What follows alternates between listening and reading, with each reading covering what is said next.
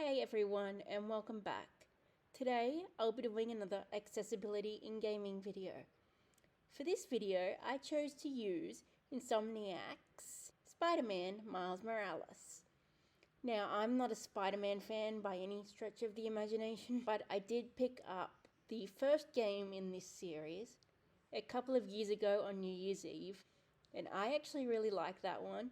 So when Miles Morales came along, I checked that one out. So today we're going to be checking out the accessibility features of this nearly 2.5-year-old game, and we're going to have a little fun with it. This is going to be set up slightly different from my last one, accessibility video, but hopefully this one is done a little better. So Spider-Man Miles Morales came out for the PS4 and the PS5 on November 12th, 2020.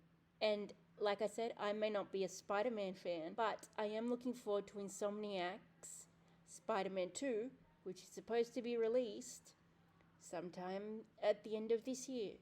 And you better believe you're going to get an accessibility features video on that when it comes out. So with all that out of the way, let's hop into this video and check out some accessibility features in Miles Morales Spider-Man. One of the coolest accessibility features within Miles Morales actually has to be with the American Sign Language, the ASL. Now, as I am not deaf or hearing impaired, I did not personally use this setting, and I did try to look up on YouTube whether or not the way it's used, but I can't actually find anything on it. But regardless, I still think it's a very cool setting and it can benefit a lot of players. One of the features that we have here is auto QTE events. You can have it so you do it yourself or it does it itself. You also have the cursor sensitivity, which is currently in this footage on 5.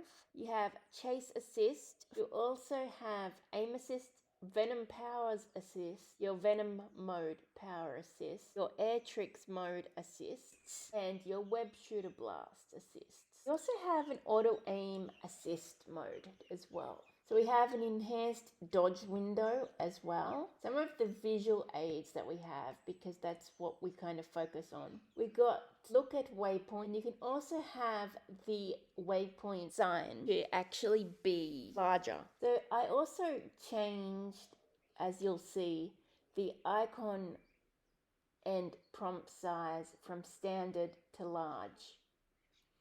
I have a vision impairment.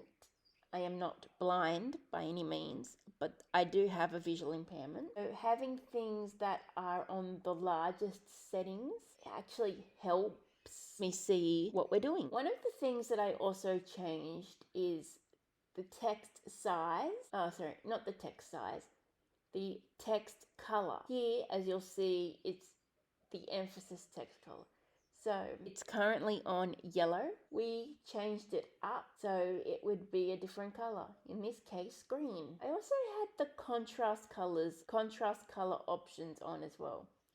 These were quite fun to mess around with, to fiddle around with. I did change a couple of the different colors so we can, well, play around with it. Because some of the colors were different shades, I changed them around, but in the end, it didn't hurt as much. Now, as we get into the gameplay settings, this is where you see it's going to be a little wild, especially with the high contrast colors that I did select. So Miles is in a blue.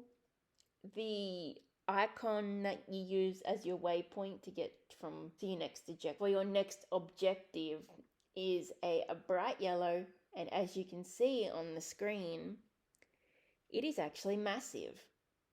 I love to play around with these kinds of settings, and while they will not be in the game proper when I do play through them, not all of them, it actually helps immerse me within the actual gameplay. So as you can see, the waypoint is yellow, Miles is a purple, And as we get to the enemies, they're in a lighter blue, but the enemy leaders will be in yellow and red. And you'll also see that the background contrast color is just the standard white and gray. Like I said, I don't play the game like this all the time, but it does actually help to have certain visual markers in place so it's easier to see.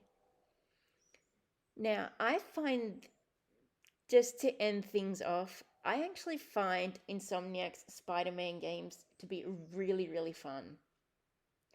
And as you're going to see within the Rhino chase here, the bosses are in turquoise, which is actually a very fun touch. So like I said, I have fun with these games. I may not be a Spider-Man fan, but it's enjoyable.